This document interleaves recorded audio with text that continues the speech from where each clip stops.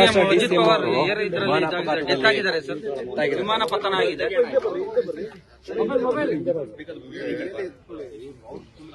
ಬೆಳಿಗ್ಗೆ ಬಹಳ shocking news. ನನಗೆ ವಿಚಾರ ತಿಳಿತು.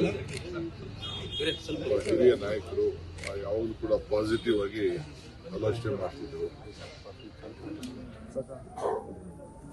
ನನಗೆ ಪಾರ್ಟಿ ಬಿಟ್ಟು ತಿರ್ಗಾ ಹೋಗಿ ತಿರ್ಗಾ ವಾಪಸ್ಸು ಎಲ್ಲ ಆದಾಗ ಸ್ವಲ್ಪ ಮನಸ್ಸು ನೋವಾಗಿತ್ತು.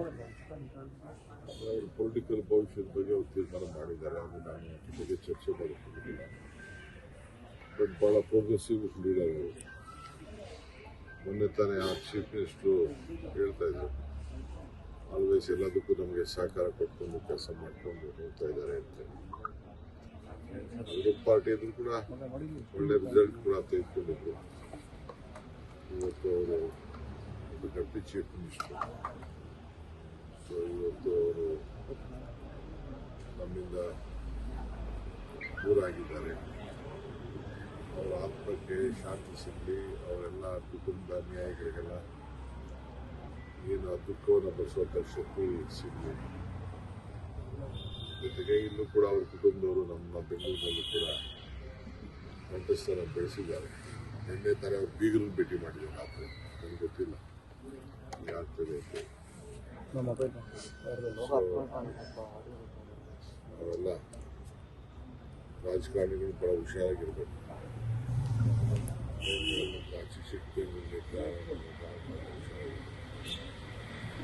ಅನೇಕ ನಾಯಕರುಗಳನ್ನು ನಾವು ಕಳ್ಕೊಂಡಿದ್ದೇವೆ. ಸ್ಪೀಕರ್ ಆಗಿದ್ದವರು ಸಿಂಗ್ಯಾರ್ ಅವರು, ಬಹಳ ಜನ ಪೈಲಟ್ ಎಲ್ಲ ಕೂಡ ಹುಷಾರಾಗಿರ್ಬೇಕು ಅಂತ ನಾನು ಭಾವಿಸ್ತೀನಿ. ತಾಂತ್ರಿಕ ದೋಷ ಅಂತಿರೋದು ನನಗೇನ್ರಿ ಗೊತ್ತು. ನಾನು ತಂದಿರೋ ಮೆಸೇಜ್ ಏನಿದೆ ನನಗೆ ಇಮಿಡಿಯೇಟ್ ಫೋನ್ ಮಾಡಿ ನನಗೆ ಹೇಳಿದ್ರು. ನಮ್ಮ ಸೋಷಿಯಲ್ ಮೀಡಿಯಾವರು ನನಗೆ ತಿಳಿಸಿದ್ರು. ಬೇರೆ ನನ್ನ ಫ್ರೆಂಡ್ಸು ಕೂಡ ಬಾಂಬೆಯಿಂದ ಫೋನ್ ಮಾಡಿ ಇಮಿಡಿಯೇಟ್ ಆಗಿ ತಿಳಿಸಿದ್ರು.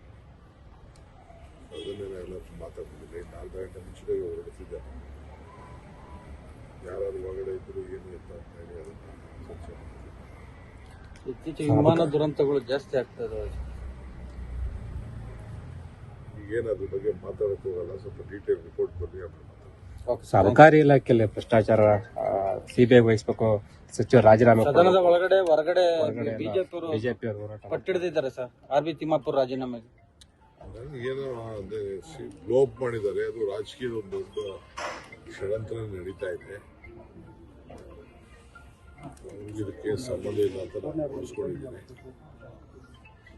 ನೋಡೋಣ, ಡೀಟೇಲ್ ನಾನು ಇನ್ನು ಚೀಫ್ ಮಿನಿಸ್ಟರ್ ಹತ್ರ ಮಾತಾಡಿಲ್ಲ. ಮಧ್ಯಾಹ್ನ ಮಾತಾಡ್ಬಿಟ್ಟು ತಿಳಿಸ್ತೀನಿ.